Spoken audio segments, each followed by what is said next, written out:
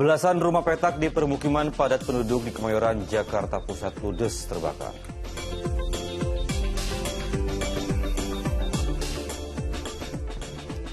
Penyidik KPK menemukan sejumlah barang bukti seperti senjata api serta uang pecahan rupiah dan mata uang asing pada penggeledahan di rumah dinas Menteri Pertanian Syahrul Yassin Limpo.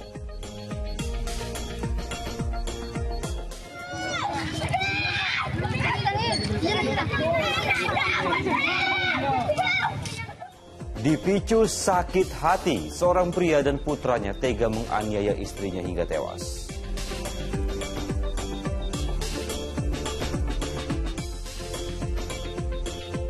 Mengusung tema kedaulatan pangan untuk kesejahteraan rakyat, PDI Perjuangan menggelar Rakernas keempat.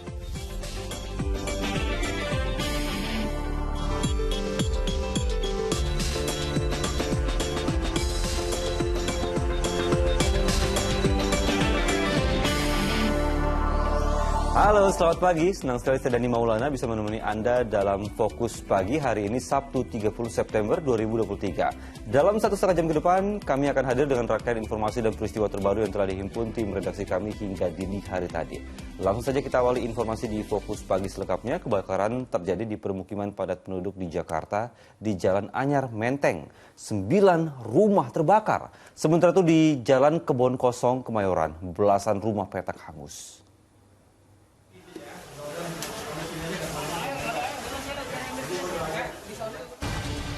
Kobaran api dengan cepat melahap belasan rumah petak di permukiman padat penduduk di Jalan Kebon Kosong Kemayoran, Jakarta Pusat.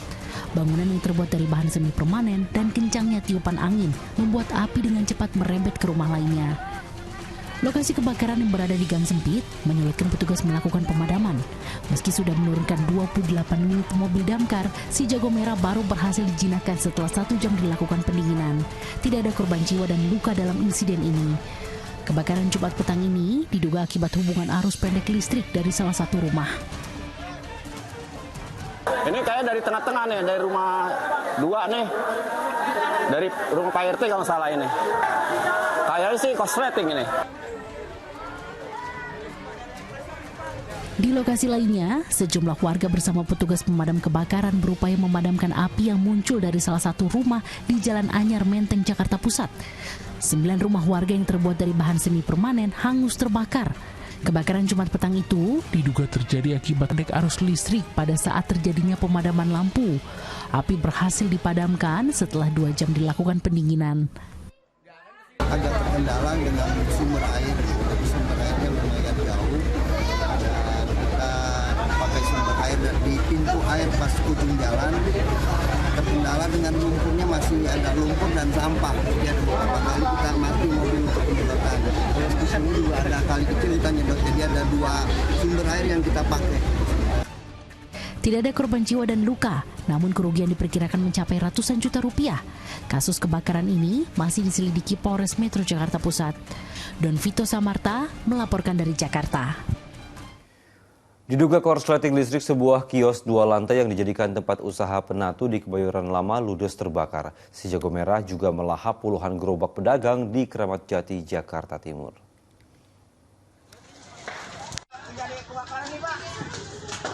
Jalan Batu Tumbuh. Kobaran api disertai asap hitam pekat menghanguskan puluhan gerobak di lokasi penampungan di Jalan Batu Tumbuh, Kecamatan Kramat Jati, Jakarta Timur, Jumat siang. Tiupan angin yang kencang menyebabkan api cepat membesar dan sulit dipadamkan. Mencegah api agar tidak merembet ke rumah-rumah di sekitarnya, petugas damkar kemudian melokalisir api. Pemadaman memakan waktu 1 jam dan penyebabnya masih diselidiki. Rumah pedagang ya. Dugaan sementaranya, Pak? Dugaan sementara masih kita selidiki. Ya, kita belum tahu secara pasti. Bisa masih.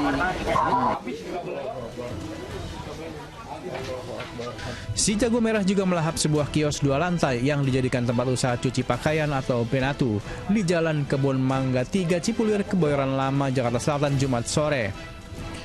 Banyaknya bahan yang mudah terbakar membuat api dengan cepat menjalar dan menghanguskan seluruh barang yang berada di dalam bangunan. Beberapa jam setelah kebakaran, petugas damkar langsung melokalisir api agar tidak merembet ke bangunan lain. Penyebab pasti kebakaran masih dalam penyelidikan. Dugaan sementara kebakaran akibat korsleting listrik. Tribo dan Muhammad Nur melaporkan dari Jakarta. Sementara itu pemirsa, sebuah bus pariwisata terbakar hebat saat sedang di depan bengkel body repair di Jalan Raya Ngawi, Jawa Timur. Beruntung tidak ada korban dalam insiden itu. Ada bis kebakaran, nggak tahu tiba-tiba terbakar, diparkir di depan. Kepulan asap hitam membumbung tinggi ke udara saat bus pariwisata Cahaya Muda terbakar di tepi Jalan Raya Ngawi, tepatnya di Desa Widodaren, Kecamatan Widodaren, Ngawi, Jumat siang. Api berkobar hebat dan terus membesar hingga warga sempat tak berani mendekat, takut terjadi ledakan.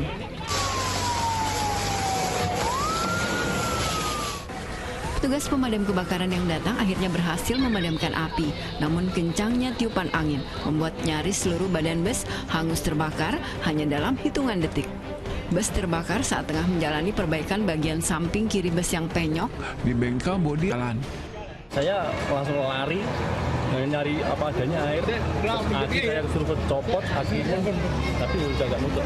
Oh, langsung membesar gitu Pak ya? Langsung besar. Berarti pada bagian tengah ya itu Pak? Tengah di atas sebelah kiri. Berarti ini posisinya berhenti gitu Pak ya? Berhenti. Korsleting dari armada tersebut, karena armada ini baru diperbaiki, belum selesai terjadi kebakaran. Kayak kondisi api, damkar datang sedang besar. Penyebab pasti bus terbakar masih dalam penyelidikan polisi. Hingga Jumat petang, bangkai bus masih berada di lokasi untuk kepentingan penyelidikan. Dirgo Suyono melaporkan dari Ngawi, Jawa Timur. Kita beralih ke informasi kecelakaan lalu lintas. Truk forklift atau truk garpu tertabrak kereta api Jayakarta di perlintasan kereta api di Kampung Baru, Kabupaten Bekasi, Jawa Barat. Selain itu, sebuah truk bermuatan aluminium foil terguling di Jalan Sukomanunggal, Surabaya, Jawa Timur. Sebuah truk besar bermuatan gulungan aluminium foil terguling setelah menabrak pembatas jalan di Jalan Sukomanunggal, Surabaya. Kecelakaan berawal saat truk yang dikendarai Eko tiba-tiba hilang kendali saat melintasi jalan menikung di lokasi kejadian. Kemudian truk yang tidak bisa dikendalikan membuat truk menabrak pembatas jalan lalu terguling. Tidak ada korban dalam kecelakaan ini. Akibat kecelakaan, arus lalu lintas di lokasi sempat tersendat.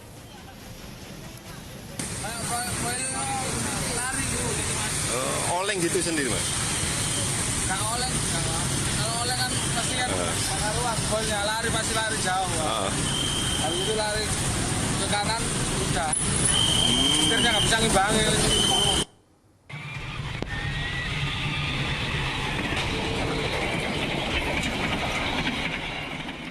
Video amatir warga merekam detik-detik truk forklift atau truk garpu tertabrak kereta api Jayakarta di perlintasan kereta api di Kampung Baru, Kabupaten Bekasi, Jawa Barat pada Jumat malam. Kejadian berawal saat truk forklift yang melintasi perlintasan kereta api mengalami selip ban belakang di rel perlintasan. Akibat truk forklift dengan beban 10 ton tersebut hancur ditabrak kereta api. Tidak ada korban jiwa dalam kecelakaan, tapi kondisi truk forklift mengalami rusak parah hingga terbelah menjadi 3 bagian. Sementara itu lokomotif mengalami kerusakan, diganti lokomotif lain agar kereta api tersebut bisa melanjutkan perjalanan. Kereta sempat anjlok juga atau gimana Dan? Untuk keretanya? Kereta tidak anjlok, hanya tadi lokomotif ada kerusakan sehingga lokomotif sementara ditinggal di TKP untuk gerbong kereta ditarik mundur ke arah Lemah.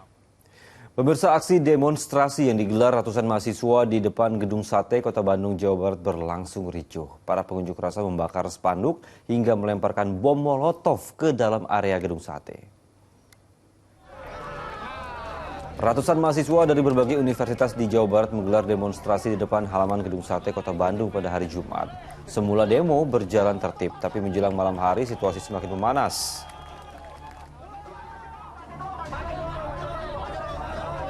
Para pengunjuk rasa emosi karena tidak ada pejabat yang hadir menemui mahasiswa.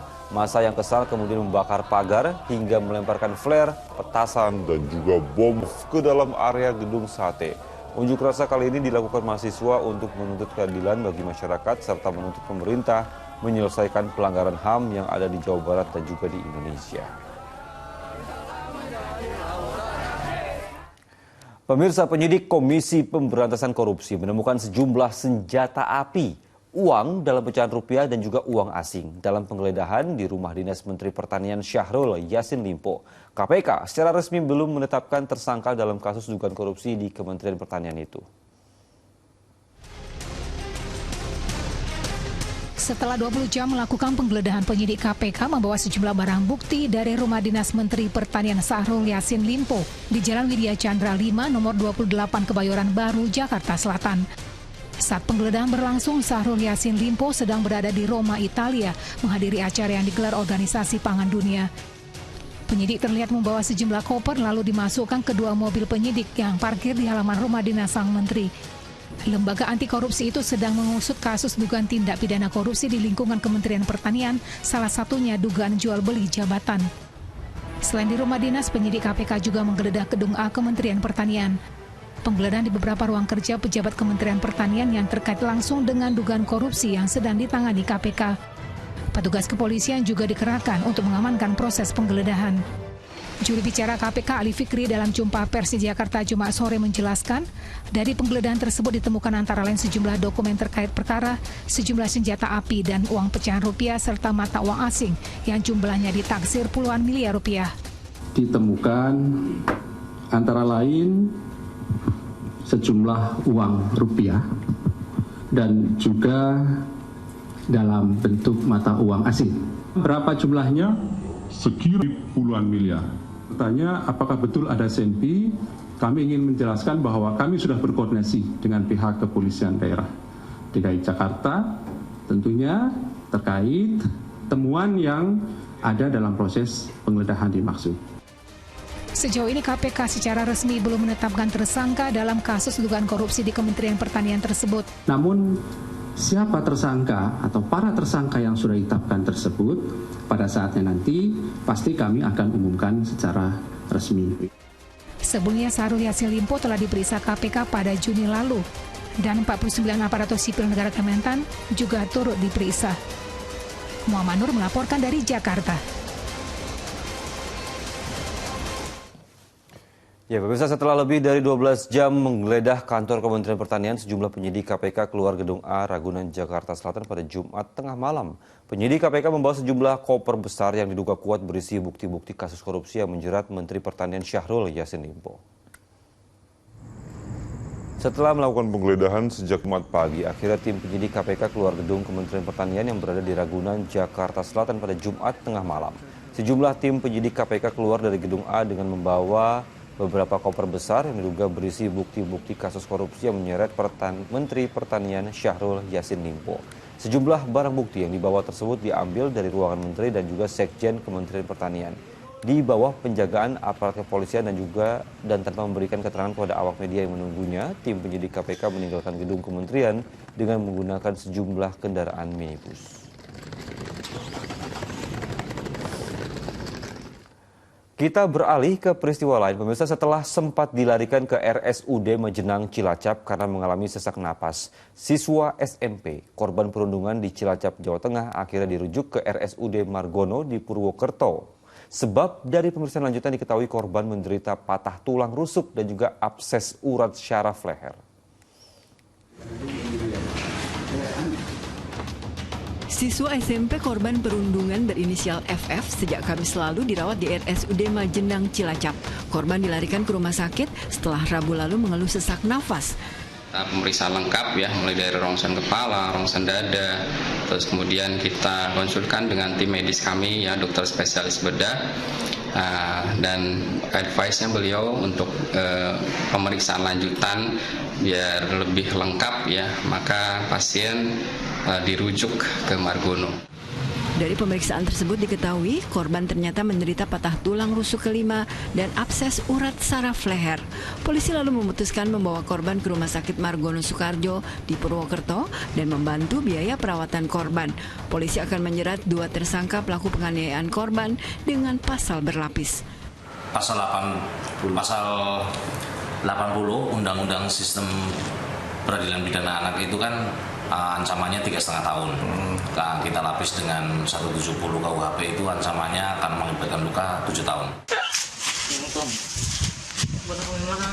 Tragedi perundungan yang menimpa korban terjadi Selasa siang di lapangan bola voli di Desa Negara Jati, Kecamatan Cimanggu, Cilacap. Siswa kelas 8 SMP tersebut ditendang dan dipukuli pelaku yang merupakan kakak kelasnya. Ironisnya, perundungan tersebut dipicu kesalahpahaman karena pelaku tersinggung dengan kata-kata korban. Beredarnya video rekaman penganiayaan korban sempat memancing emosi ratusan warga yang lalu datang ke rumah tersangka untuk memaksanya keluar. Beruntung polisi segera datang dan mengamankan tersangka yang masih berusia di bawah umur tersebut. Mardianto melaporkan dari Kabupaten Cilacap, Jawa Tengah. Akibat mata tertusuk pipa yang dilakukan oleh temannya sendiri, seorang murid sekolah dasar asal Buton rutin menjalani pemeriksaan di Polimata, Rumah Sakit Unhas, Makassar. Korban kini menjalani rawat jalan sambil menunggu operasi kedua.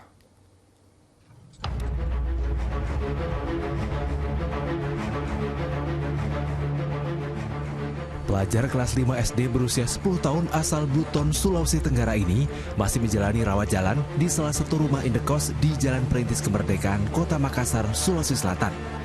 Hal ini dilakukan sambil menunggu pemeriksaan rutin di Polimata, Rumah Sakit Unhas, Makassar. Sudah hampir sepekan sang bocah ditemani ibu kandung dan tantenya di Kota Makassar untuk berobat setelah dirujuk dari Rumah Sakit Siloam usai menjalani operasi mata. Pengecekan secara rutin akan dilakukan sambil menunggu hasil medis. Ada perubahan sedikit, sudah lagi mengeluh sakit matanya. Sudah tidak mengeluh lagi. Memang kemarin sakit memang. Sakit memang, karena dia kan anaknya kuat dia. Mau sakit tapi dia masih bisa tahan, belum bisa. Kemarin Bu sudah dioperasi di sini atau gimana Bu?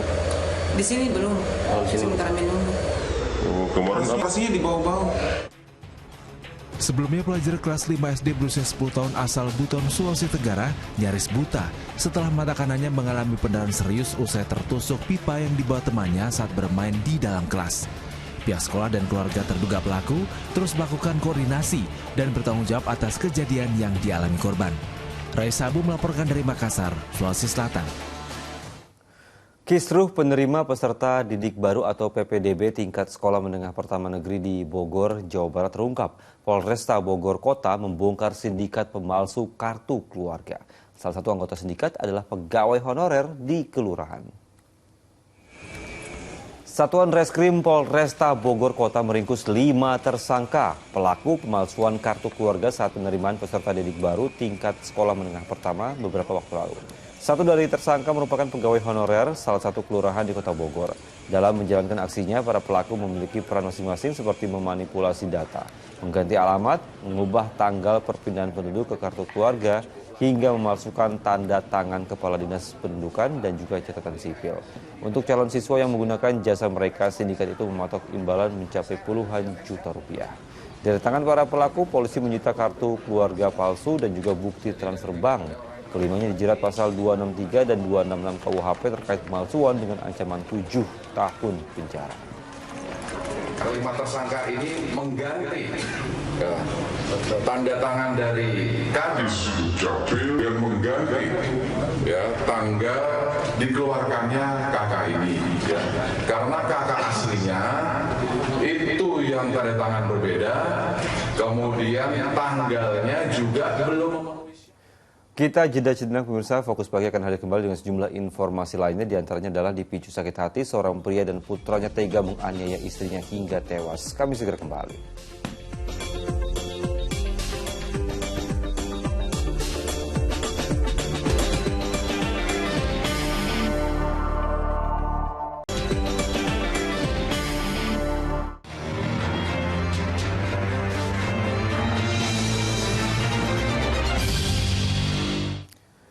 Anda kembali di Fokus Pagi dan kini kita masuk ke segmen Fokus Kasus. Kepergok mencuri tas milik seorang karyawan, 2 orang pelaku ditangkap warga dan jadi bulan-bulanan warga. Sementara itu 4 pelaku yang berhasil melarikan diri diburu polisi.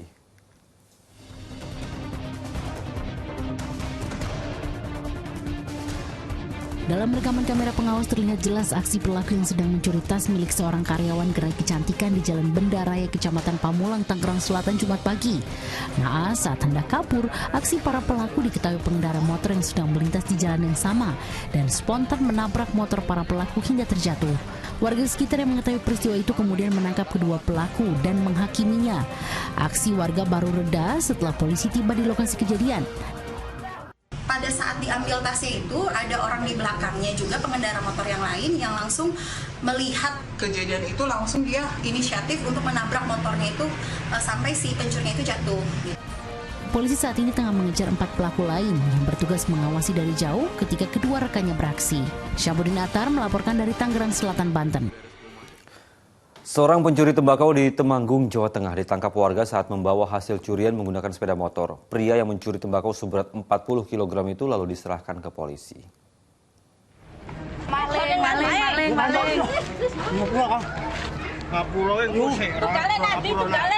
Pria ini terpergok warga saat sedang mencuri tembakau di Desa Kewadungan, Temanggung, Jawa Tengah. Tangannya kemudian diikat oleh warga agar tidak melarikan diri. Pencuri tembakau seberat 40 kg tersebut langsung diserahkan ke polisi untuk menjalani proses hukum lebih lanjut. Kejadian bermula saat korban sedang menjemur tembakau di lantai atas rumahnya. Saat turun melewati ruang tamu, ia melihat ada ceceran tembakau di lantai. Saat akan mendapatkan tembakau, ia melihat pencuri sedang membawa tembakau. Korban pun berteriak minta tolong. Bungkusan tembakau itu ternyata kurang satu. Sembari melihat ternyata kurang satu, akhirnya korban ini keluar dan teriak minta tolong.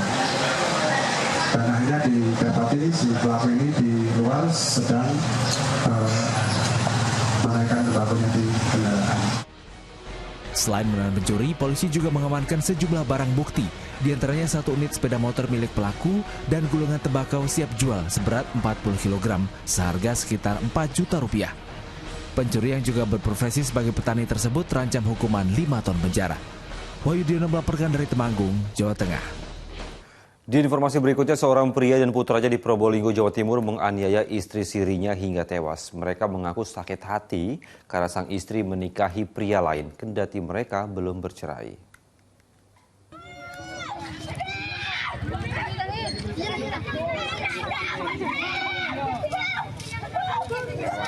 Keluarga korban histeris tatkala mendapati jasad wanita bernama Aryati berada di dalam saluran irigasi Desa Patalan, Probolinggo, Jawa Timur, Jumat pagi.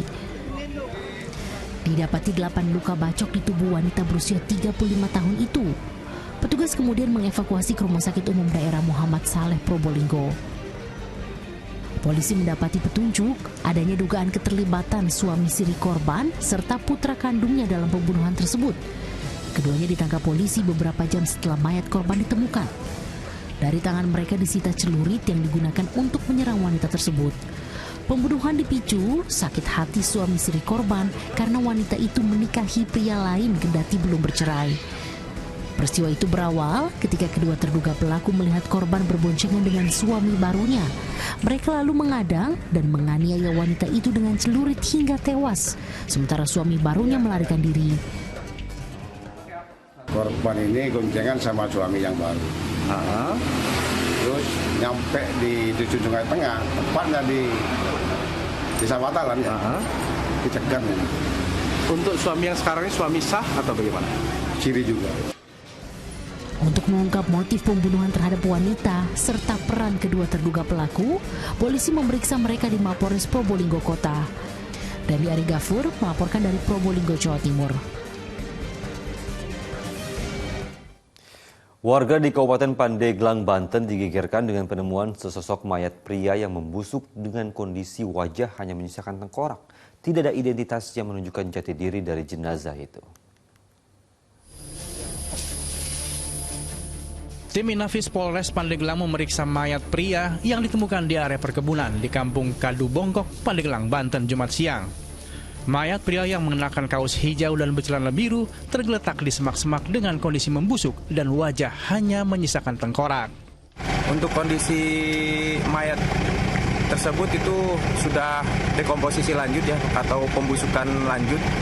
Sudah dari muka juga sudah terlihat hanya tinggal tengkorak saja, tetapi pada bagian tubuh lain masih utuh tapi udah banyak belatungnya. Diduga pria itu sudah meninggal dunia seminggu yang lalu. Untuk mengungkap identitas dan penyebab kematiannya, polisi membawa jenazah itu ke Rumah Sakit Umum Daerah Berkah, Pandeglang. Ariel Maranus melaporkan dari Kabupaten Pandeglang, Banten. Pemirsa, kebakaran terjadi di SMA 6 Kebayoran Baru, Jakarta Selatan. Akibat insiden ini, seorang satpam sekolah tewas, diduga karena terlalu banyak menghirup asap.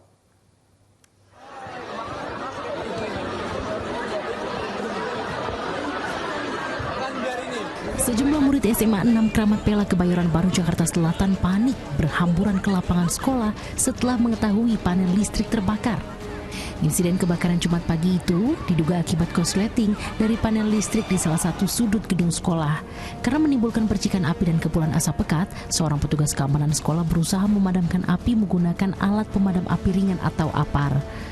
Pria 44 tahun itu diduga terlalu banyak menghirup asap sehingga ia pingsan. Sesampainya di Rumah Sakit Pusat Pertamina, korban dinyatakan meninggal dunia. Dan dia menghirup udara panas ataupun asap dari pembakaran panel itu, dia pingsan. Coba kita datang ke situ, dia udah dibawa ke rumah sakit. Nah, informasi terakhirnya nyampe rumah sakit, innalillahi wa inna ilaihi raji'un, meninggal. Sementara itu, petugas kebersihan sekolah yang selamat hanya mengalami sesak napas dan masih dirawat di rumah sakit. Kasus kebakaran ini masih diselidiki Polsek Metro Kebayoran Baru. Muhammad Nur melaporkan dari Jakarta. Di kasus lainnya, pemirsa, diduga kecanduan menonton video porno, seorang pemuda di Tambora, Jakarta Barat nekat mencabuli bocah perempuan masih di bawah umur. Ironisnya, korban merupakan tetangga terduga pelaku. Lelaki ini digiring aparat ke kantor polisi karena diduga melakukan tindakan asusila terhadap bocah perempuan berusia 13 tahun. Ironisnya, korban merupakan tetangga terduga pelaku.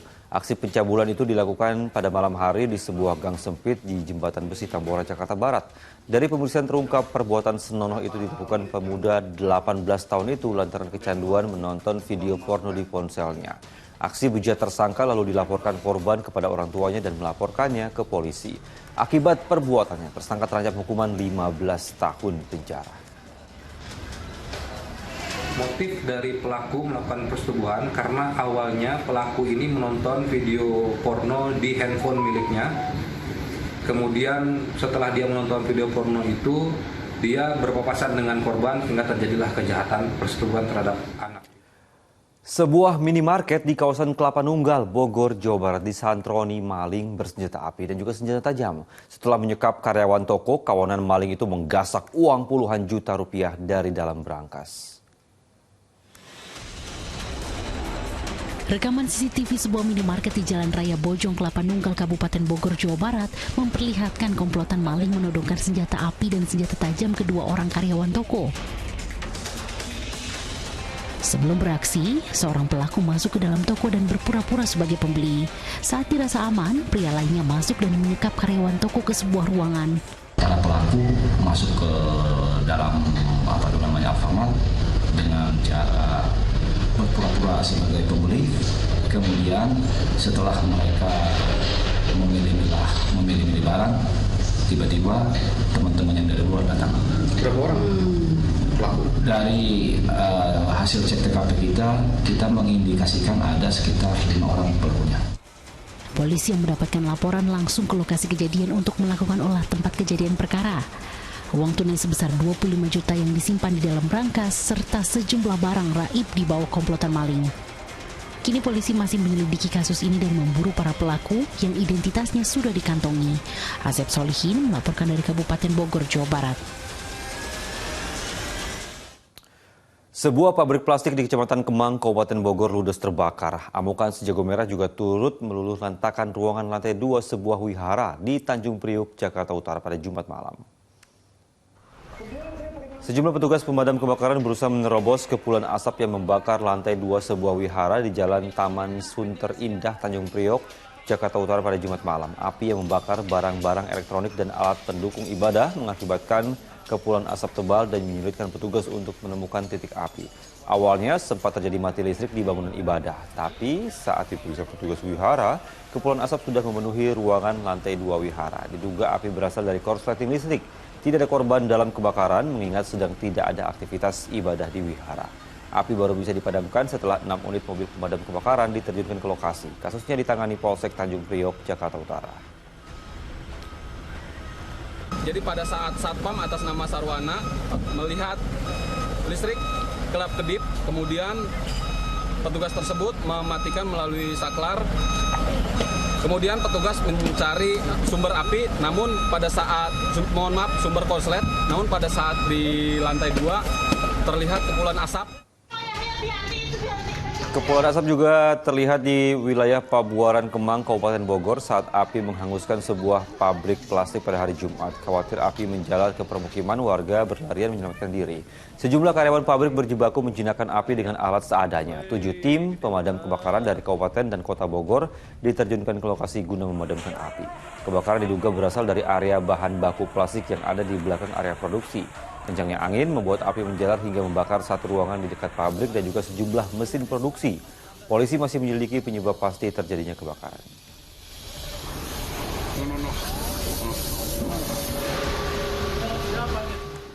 Pemirsa, seorang pengendara motor dan kendaraannya masuk selokan di kawasan Jatinegara, Jakarta Timur. Sementara itu di Mojokerto, Jawa Timur, sebuah minibus menabrak pembatas jembatan rumah warga hingga terperosok ke sungai setelah menyenggol pengendara motor. Akibatnya 3 orang terluka.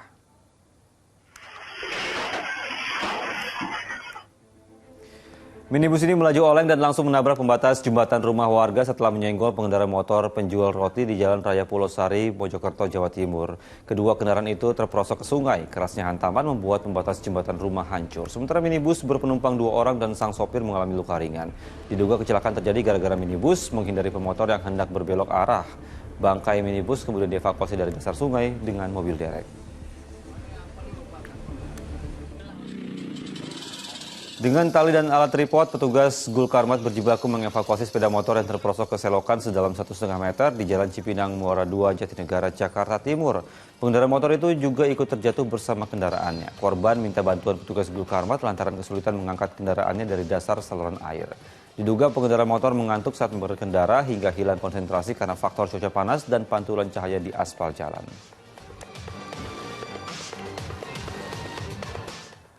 Terkejut akibat sepeda motor yang mendahului sebuah minibus menabrak beton pembatas jalur Transjakarta di ruas Jalan MT Haryono, Jatinegara, Jakarta Timur. Kerasnya hantaman membuat minibus tersebut ringsek parah di bagian depan hingga menutup jalur Transjakarta. Kondisi minibus rusak parah di bagian depan usai mengalami kecelakaan tunggal menabrak beton pembatas jalur Transjakarta di ruas Jalan MT Haryono, Jatinegara, Jakarta Timur pada Jumat malam. Peristiwa bermula saat minibus yang ditumpangi 1 orang ini melaju menuju Pancoran. Namun saat di lokasi, sang sopir terkejut ketika sepeda motor yang menyalipnya dari sisi kiri. Kencangnya laju kendaraan dan juga minimnya lampu penerangan jalan membuat sang sopir kehilangan kendali hingga menabrak beton pembatas jalur Transjakarta. Dan ini pembatas jalannya nggak ada rambu-rambu yang jelas juga. Jadi gelap posisinya. Oh, di akibatan gelap terus ada motor juga? Iya. Dia nyalip atau bagaimana? Dia nyalip. Saya ngindarin motor jadinya. Daripada saya nabrak motor berapa banyak, repot nanti urusannya. Berarti udah nggak hindarin tadi ya? Udah nggak bisa ngindarin.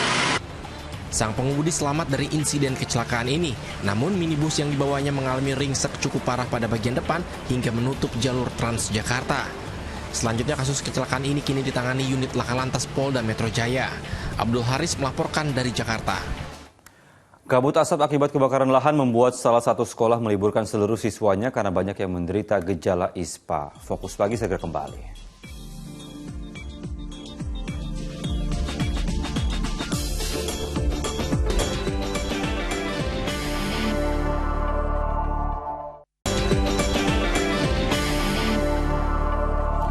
Anda kembali menyaksikan Fokus Pagi. Kabut asap akibat kebakaran lahan di Palembang, Sumatera Selatan membuat aktivitas nahkoda kapal Jukung terganggu karena tipisnya jarak pandang. Sementara itu di Palangkaraya, Kalimantan Tengah, kabut asap tebal akibat kebakaran hutan berdampak pada meningkatnya warga yang terserang ISPA.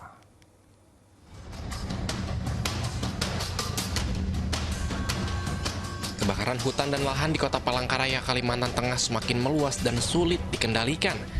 Minimnya sumber air dan jauhnya akses menuju titik api membuat petugas kewalahan memadamkan api. Rata-rata setiap titik kebakaran mencapai lebih dari 2 hektar dan terjadi hampir di semua kawasan. Akibatnya kabut asap tebal menyelimuti Kota Palangkaraya. Kondisi ini berdampak pada banyaknya masyarakat yang terserang infeksi saluran pernapasan akut atau ISPA. Warga mengeluhkan sakit pada tenggorokan, demam, dan sesak nafas. Bahkan salah satu sekolah di Palangkaraya sampai meliburkan seluruh siswanya mulai dari tingkat TK hingga SMA karena banyak siswanya menderita gejala ISPA. Ini dilakukan berdasarkan kebijakan yayasan dengan surat edaran yang telah disampaikan kepada kami bahwa mengingat anak-anak kami beberapa setiap hari ada yang sakit flu, batuk, pilek, kemudian demam, maka yayasan mengambil kebijakan anak untuk belajar di rumah. Sementara itu, kabut asap akibat kebakaran lahan yang terjadi di Palembang, Sumatera Selatan semakin mengganggu aktivitas warga. Kapal-kapal tradisional jukung yang biasanya mengangkut barang dari kota Palembang menuju sejumlah wilayah perairan pada Jumat pagi masih bersandar di dermaga Tujuh Hulu. Para nakoda tidak berani berlayar karena jarak pandang di perairan Sungai Musi kurang dari 300 meter. Kabut asap yang pekat dikhawatirkan akan membahayakan pelayaran. Kebakaran lahan juga terjadi di Nagari Sungai Dareh, Kabupaten Darmasraya, Sumatera Barat, Jumat siang. Beberapa titik api muncul di lahan yang berada di Kecamatan Pulau Punjung tersebut. Diduga lahan ini sengaja dibakar untuk pembukaan lahan perkebunan. Tim Liputan melaporkan. Kita beralih ke peristiwa lain, pemirsa. Warga antusias saat penyaluran bantuan beras bulog gratis dari pemerintah di Desa Cikahuripan, Kabupaten Bogor, Jawa Barat. Selain itu, mahalnya harga beras dan gula membuat ratusan warga di Madiun, Jawa Timur rela antre dan berdesak-desakan untuk bisa membeli 2 komoditi itu di sebuah pasar murah.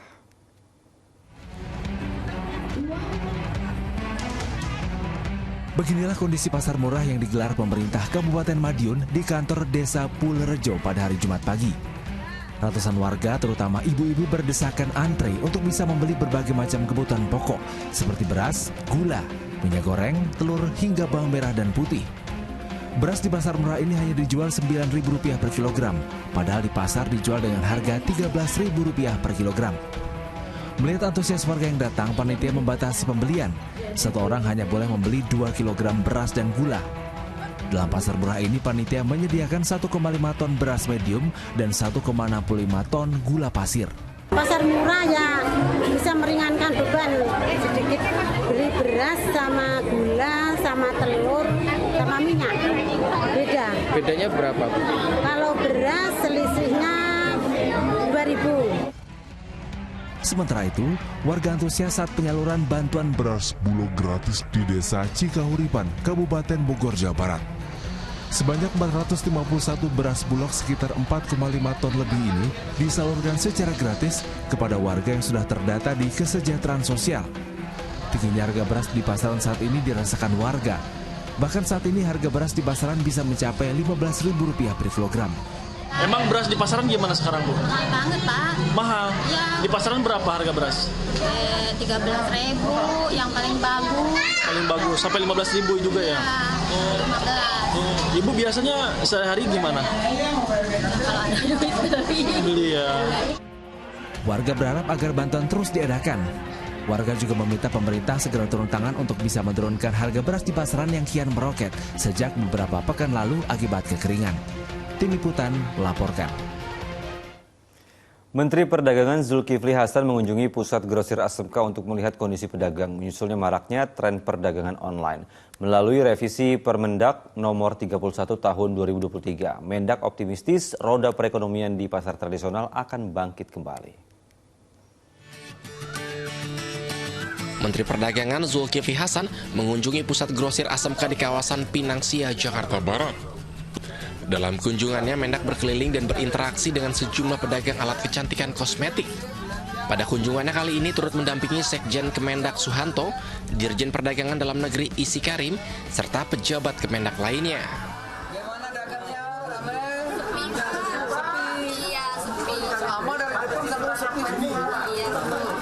Pada kesempatan ini, sejumlah pedagang yang ditemui mengaku omset dagangnya terjun bebas dalam beberapa waktu terakhir.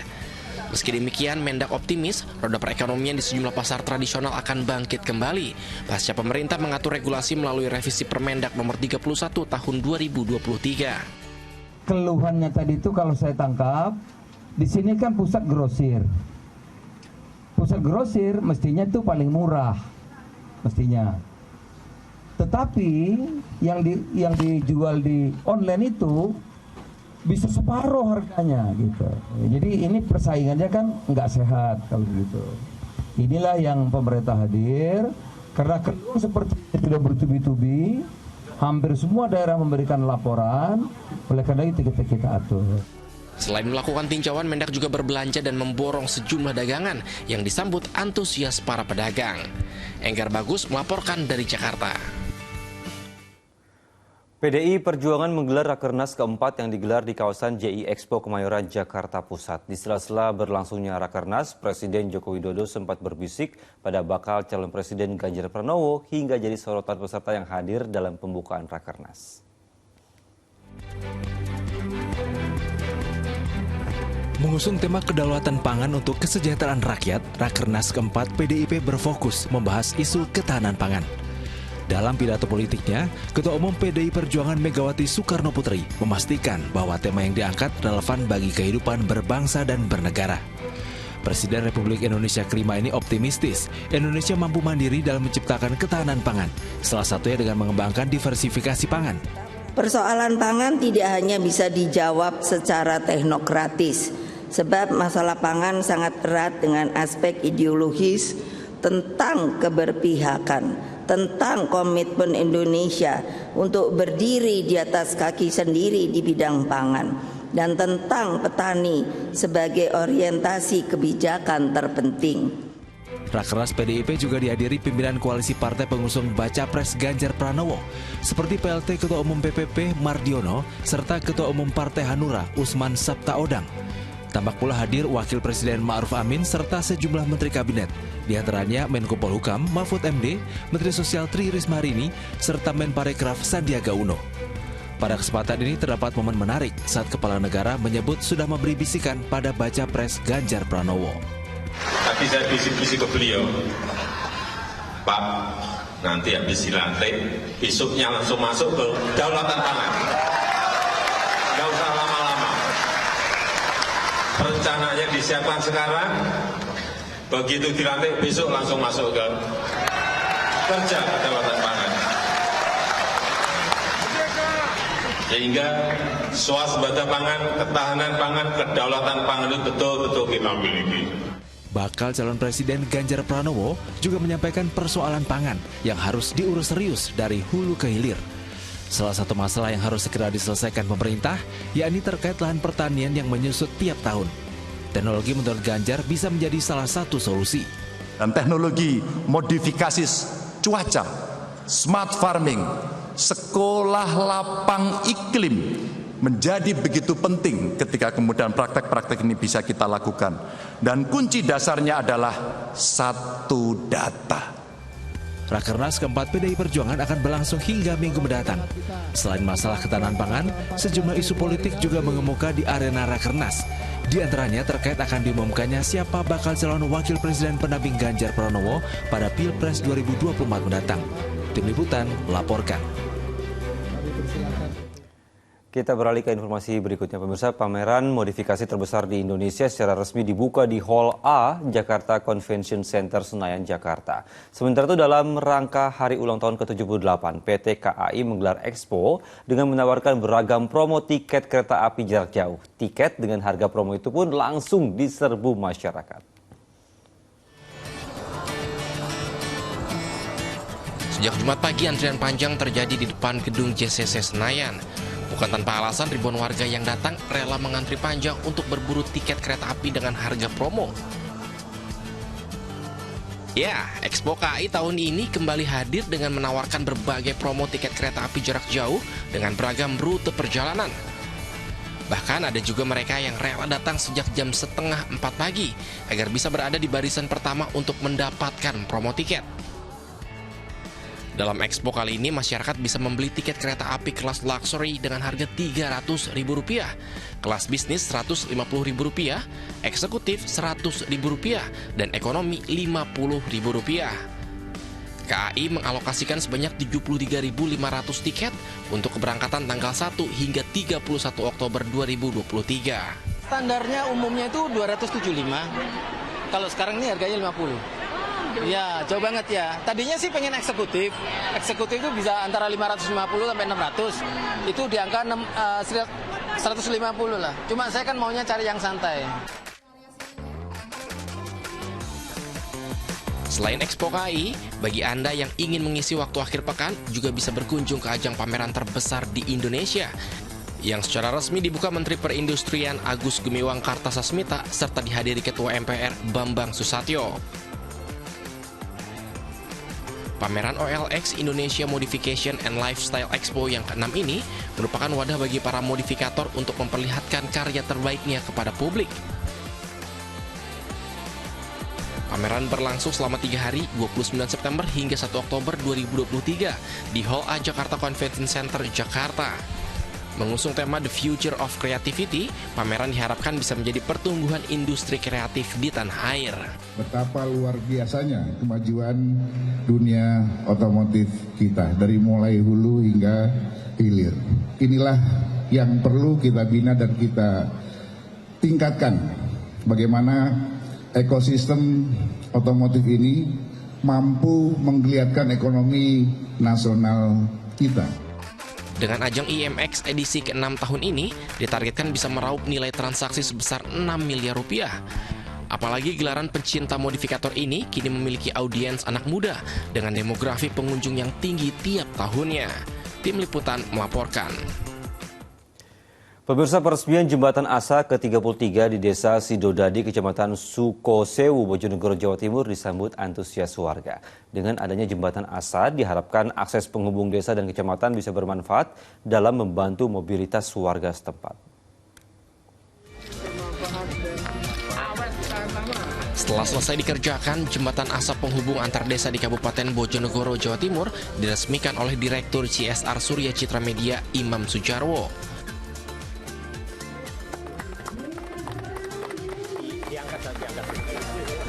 Setelah diresmikan, jembatan Asa sepanjang 30 meter ini bisa digunakan oleh warga 2 desa di 2 kecamatan. Jembatan yang dibangun di Desa Sidodadi ini adalah jembatan ke-33 yang dibangun oleh Yayasan Pundi Amal dan Peduli Kasih SCTV Indosiar. Diharapkan jembatan Asa yang diresmikan bisa membantu melancarkan aktivitas warga, terutama untuk jalur ekonomi, pendidikan, dan pertanian. Aksesnya lebih cepat dan lebih mudah. Kemudian di samping itu juga akan meningkatkan perekonomian di 2 kecamatan ini, 2 desa. Kemudian yang ketiga juga tidak kalah pentingnya untuk dalam rangka membangun silaturahmi. Warga desa sangat mengapresiasi pembangunan jembatan karena sebelumnya warga tidak bisa beraktivitas dengan kondisi jembatan yang rusak. Karena selama ini dari masyarakat kalangan menengah bawah itu menggunakan akses jembatan ini, mau ke sawah maupun juga mau jualan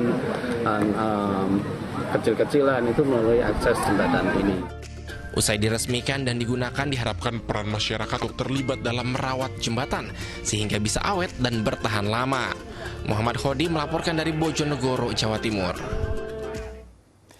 Timnas Indonesia U17 terus mematangkan teknik passing dalam sesi pemusatan latihan di Jerman. Fokus Pagi segera kembali.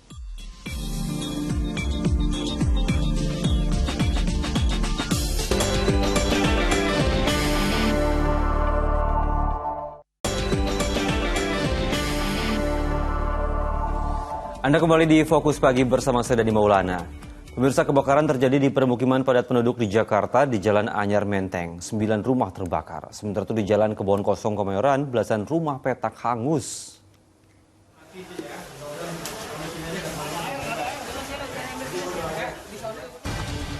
Kobaran api dengan cepat melahap belasan rumah petak di permukiman padat penduduk di Jalan Kebon Kosong Kemayoran, Jakarta Pusat.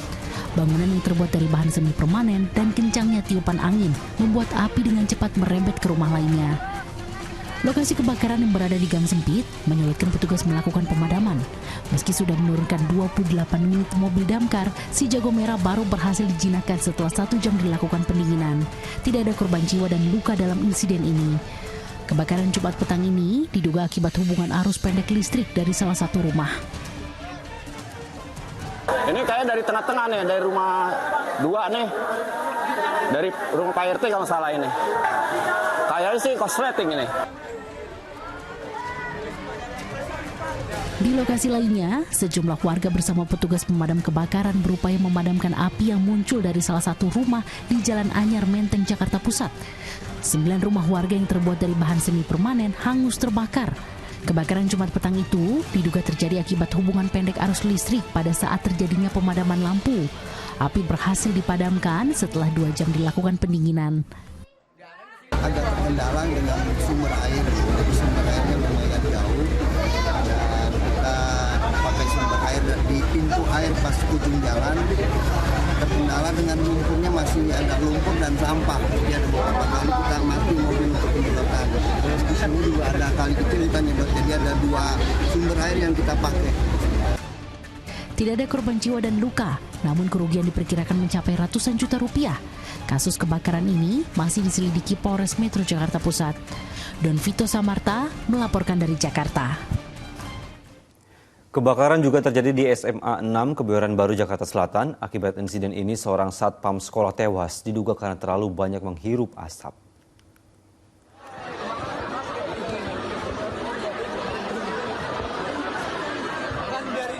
Sejumlah murid SMA 6 Kramat Pela Kebayoran Baru, Jakarta Selatan panik berhamburan ke lapangan sekolah setelah mengetahui panel listrik terbakar.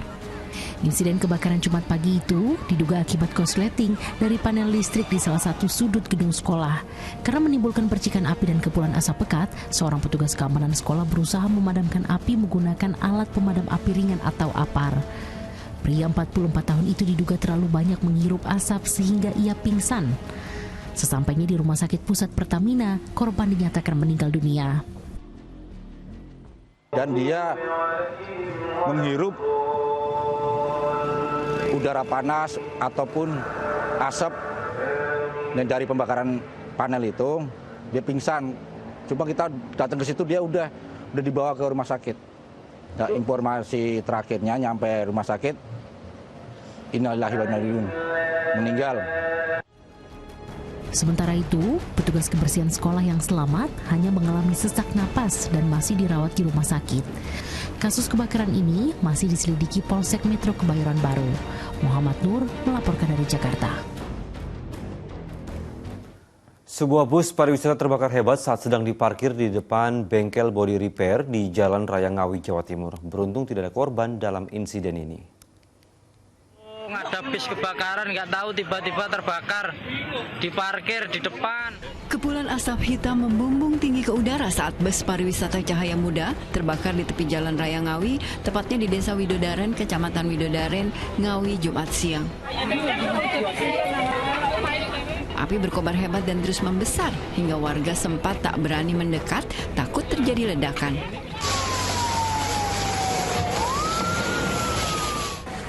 Petugas pemadam kebakaran yang datang akhirnya berhasil memadamkan api. Namun kencangnya tiupan angin membuat nyaris seluruh badan bus hangus terbakar hanya dalam hitungan detik. Bus terbakar saat tengah menjalani perbaikan bagian samping kiri bus yang penyok di bengkel body repair di tepi jalan. Saya langsung lari, nyari apa adanya air. Kaki saya suruh copot kakinya, tapi udah gak nutup. Oh, langsung membesar gitu Pak ya? Langsung besar. Berarti pada bagian tengah ya itu Pak?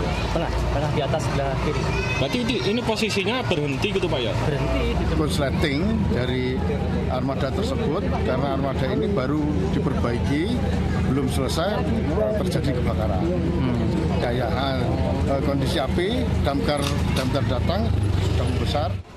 Penyebab pasti bus terbakar masih dalam penyelidikan polisi. Hingga Jumat petang, bangkai bus masih berada di lokasi untuk kepentingan penyelidikan. Dirgo Suyono melaporkan dari Ngawi, Jawa Timur. Kita beralih ke peristiwa lain, sebuah minimarket di kawasan Kelapa Nunggal, Bogor, Jawa Barat disantroni maling bersenjata api dan juga senjata tajam. Setelah menyekap karyawan toko, kawanan maling itu menggasak uang puluhan juta rupiah dari dalam berangkas. Rekaman CCTV sebuah minimarket di Jalan Raya Bojong Kelapa Nunggal, Kabupaten Bogor, Jawa Barat memperlihatkan komplotan maling menodongkan senjata api dan senjata tajam kedua orang karyawan toko. Sebelum beraksi, seorang pelaku masuk ke dalam toko dan berpura-pura sebagai pembeli. Saat dirasa aman, pria lainnya masuk dan menyekap karyawan toko ke sebuah ruangan. Para pelaku masuk ke dalam mall dengan cara berpura-pura sebagai pembeli. Kemudian setelah mereka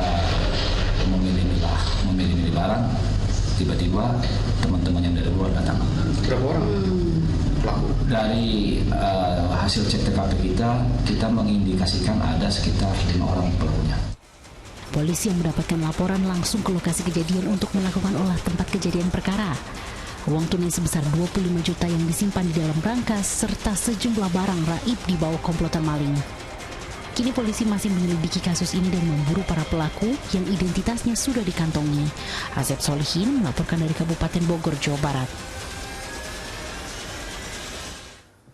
Pemirsa, seorang pria dan putranya di Probolinggo, Jawa Timur menganiaya istri sirinya hingga tewas. Mereka mengaku sakit hati karena sang istri menikahi pria lain kendati mereka belum bercerai.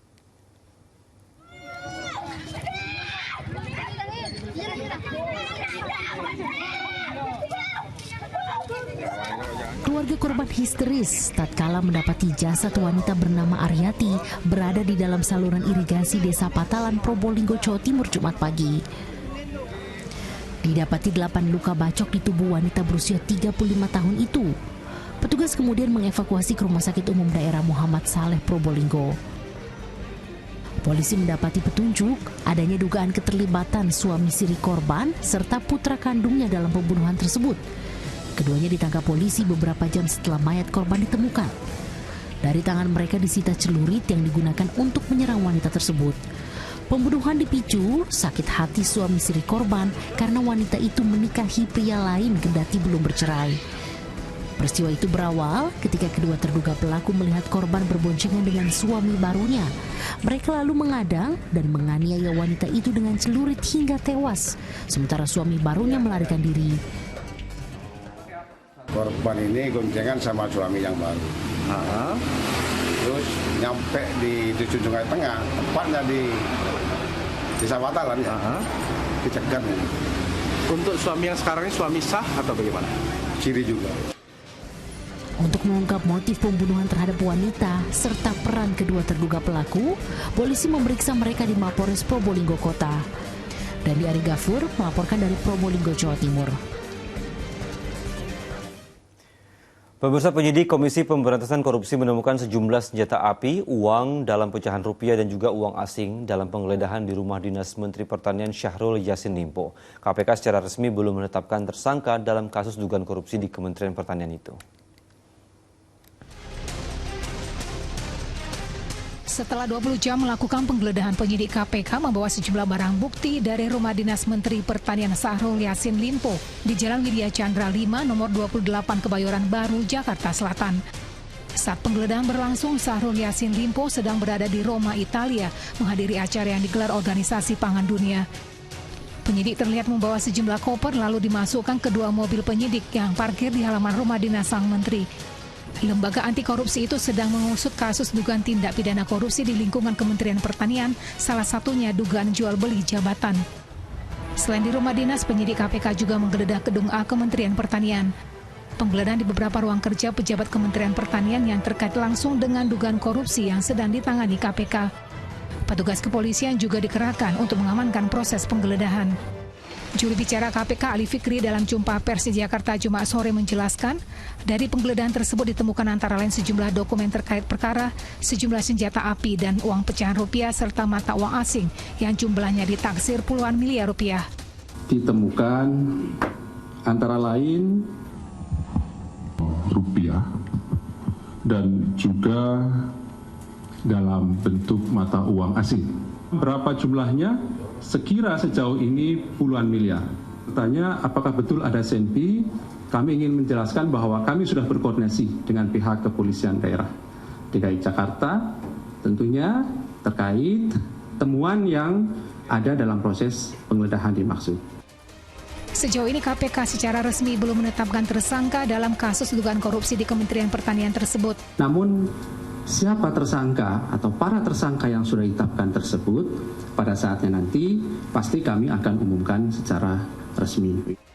Sebelumnya Syahrul Yassin Limpo telah diperiksa KPK pada Juni lalu dan 49 aparatur sipil negara Kementan juga turut diperiksa. Muhammad Nur melaporkan dari Jakarta.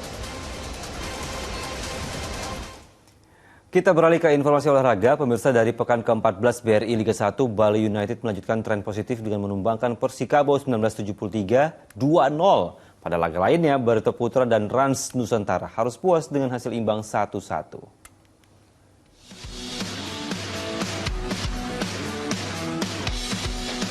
Misi Bali United untuk menjaga tren positif terwujud ketika menjamu Persikabo 1973 pada pekan ke-14 BRI Liga 1 di Stadion Kapten Iwayan Lipta Gianyar Bali Jumat siang. Bermain menyerang sejak awal, tuan rumah unggul di menit ke-28. Berawal dari kesalahan kiper Persikabo, Syahrul Fadilah, terjadi kemelut dan bola liar disambar oleh Nofri Setiawan. Skor 1-0 mengantar kedua tim turun minum. Di paruh kedua laga, Persikabo lebih disiplin dalam bertahan. Gelombang serangan Serdalu Tridatu baru membuahkan hasil lagi jelang bubaran. Striker Bali United Jefferson Aziz mencetak gol ke-6-nya di musim ini, sekaligus menutup laga dengan skor 2-0. Sementara itu, Barito Putra berupaya kembali ke jalur kemenangan saat meladeni perlawanan Rans Nusantara di Stadion Demang Lahman, Banjarbaru, Kalimantan Selatan Jumat sore. Barito unggul cepat berkat gol Gustavo Tokantis di menit ke-14. Namun sayang bagi tuan rumah, keunggulan itu sirna setelah bek Renan Alves mencetak gol bunuh diri di menit ke-34. Tidak ada tambahan gol di babak kedua. Kedua tim berupaya mencetak gol untuk meraih kemenangan di babak kedua, namun tidak ada gol tambahan hingga laga bubar. Kedudukan 1-1 menutup pertandingan ini. Duel seru lainnya pada pekan ke-14 BRI Liga 1 juga akan tersaji di Stadion Manahan antara Persis Solo menghadapi Persija Jakarta. Sementara itu pada laga lainnya Dewa United akan menghadapi lawan tangguh Persebaya Surabaya.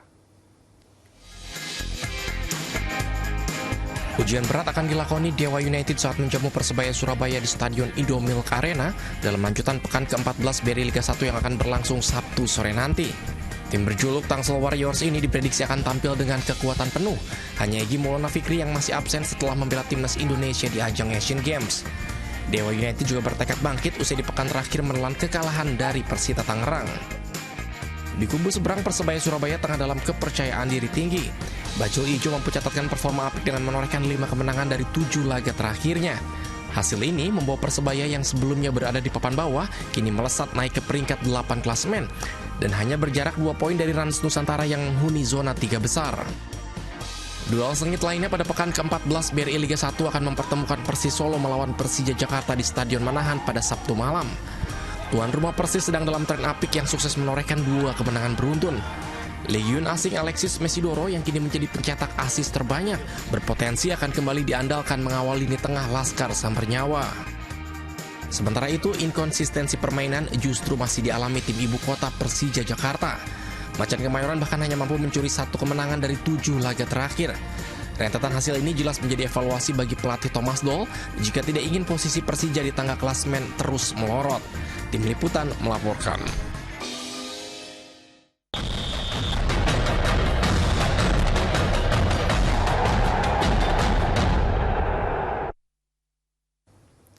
Menjelang pelaksanaan Piala Dunia U17, tim akreditasi dari Local Organizing Committee PSSI melakukan pemeriksaan di Stadion Gelora Bung Tomo, Surabaya. Sementara itu dalam sesi pemusatan latihan di Jerman, Timnas Indonesia U17 terus mematangkan teknik passing.